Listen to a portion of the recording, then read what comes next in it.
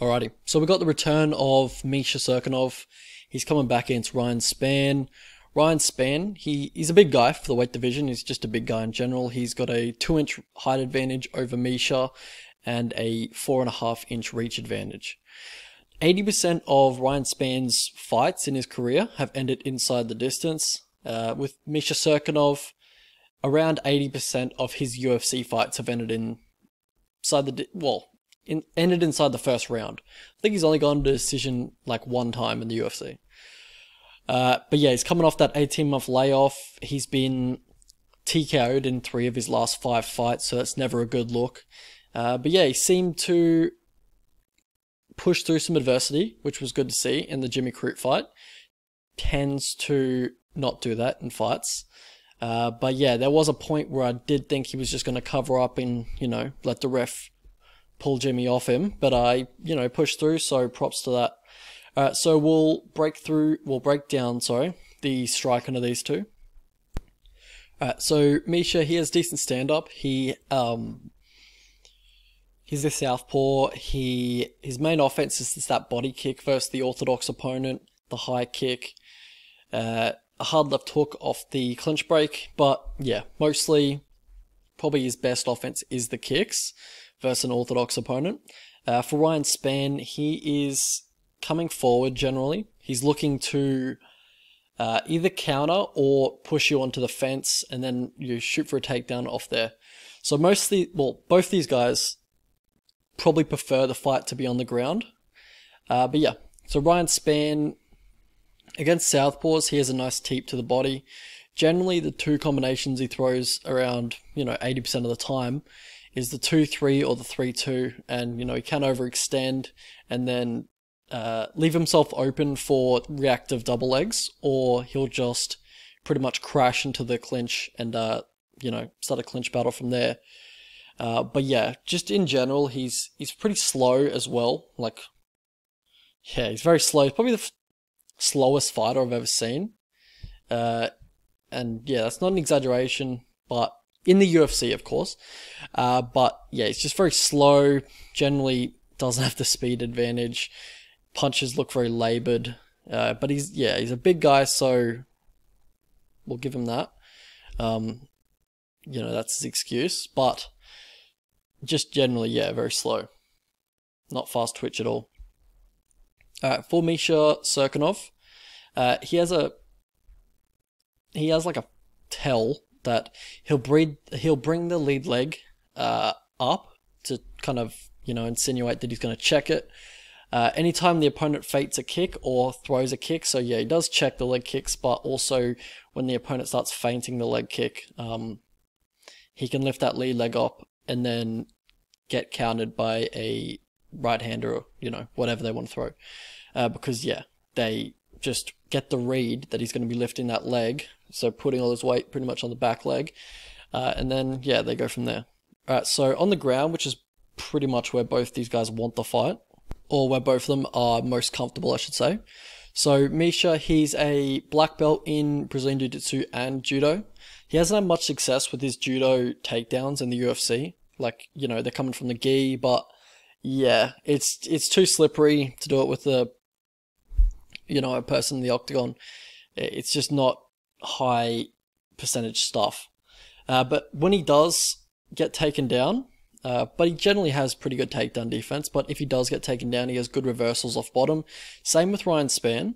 And when in the clinch, Ryan Spann will use his height, but also use that head pressure to get lower than the opponent, because he's generally the taller opponent in there. So he'll use the head pressure just to control the clinch, or either just drop down for a double on the fence or a single leg. Once he gets the single leg, he will look to run the pipe, and if he can't get you down like that, he'll just undercut the post leg. But yeah, so for Misha Cirkunov, his takedowns that he likes to use, generally in the clinch, he has an outside leg trip from the underhook side. Also, he will grab onto a single, turn the corner with the wrestling ride, and look to take the back from there, or just look for some control and some mat returns from there. When he does get on top, so when Misha Cirkunov gets on top, he will use the arm triangle or crossface to either pass guard, or he'll get into mount. After he's passed guard, he'll get into mount and then look to set up the arm triangle from there. So it just kind of disguises it as a crossface and then looks to lock it up, and then obviously get into side control and then finish the arm triangle from there. And he's got a very tight squeeze. Like you can tell because he broke Alex Nicholson's jaw with a neck crank.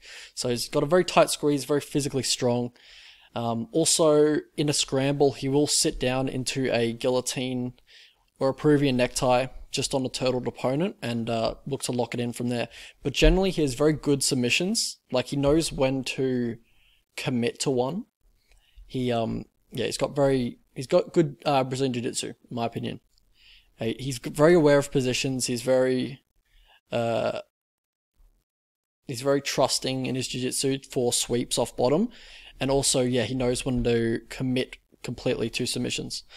For Ryan Spann, he uses the guillotine as well when he's defending a single leg or a double leg. He'll look to either, put that guillotine in or the ninja choke to defend takedowns. But, it's a little low percentage, and it can lead to him being put on his ass a few times. Because it is predictable, he goes for it every time. But yeah. Alright, so how these guys win their fights, we've already talked about Misha's. Physically strong, good takedown defense, good submissions. For Ryan Spann, he's got power in both hands. Alright, how these guys lose. For Ryan Spann, we'll keep it on him. He's slow, as we talked about before. Also, just a real bad tendency that he has is to just stall with his head on the outside or even the inside of his opponent's hip. When he's like shooting for a double leg, he'll just stall, not really threaten anything. Just leaves him open to Travis Brown elbows or even just hammer fists, as you saw Johnny Walker pretty much finish him with. I think it was no elbows that Johnny Walker got him with in the end, but he was having success with the hammer fists as well. So you just can't do that. It's happened a few times in his career as well. He got finished by Roberson in the Contender Series with that Travis Brown elbows, finished by Walker. Alex Nicholson nearly finished him with the same technique on the regional scene as well. So it's just something he needs to work on. Alright, past the victory for these two. Alright, so for Misha Cirkunov, when Spann throws that right hand, look to get a reactive double underneath it or just drive him to the fence, look for a takedown from there. If he's going to be stalling on a takedown himself, look for those Travis Brown elbows. He probably hasn't fixed it in a few months. But yeah, look for the body kicks as well in that southpaw versus orthodox stance. For Ryan Spann, look to test the chin of Misha Cirkunov. Look to hit him quite a bit because Misha doesn't have the best boxing, but he's a little bit of a flake. So he'll kind of let the ref just call the fight off. Pretty much if he gets hit good, he'll kind of just cover up if he's in any type of danger and just kind of wait for the storm to be over. But yeah, also if Misha's going to be shooting, look to just threaten him with the guillotine or the ninja choke just so he doesn't get too comfortable with the takedowns. Alright, so how I see this one going. Alright, so both these guys, love a finish or love being finished. There's no way I'm betting this fight personally. They're both just so unreliable, both are fairly brittle. I think Misha is better on the feet because I can't see Spann hanging with Krylov and Glover Teixeira on the feet. So yeah, just technically as well, I think he's better. But also I think Misha has the better skill set on the ground, also in the clinch. Spann could give him problems in the clinch with his size, but I think Misha is he's very strong and he's very good in the clinch as well. So Misha should win, but I can picture myself just yelling at the screen if I bet him after Spann drops him with a jab or some shit, and then Misha starts covering up and the ref's pulling Spann away and I'm just yelling at the screen. So, I don't really want to bet this fight, but the prediction is Misha. I think he gets a submission on Spann. I think it happens pretty early too, round one or two. So yeah, let's look at the betting lines.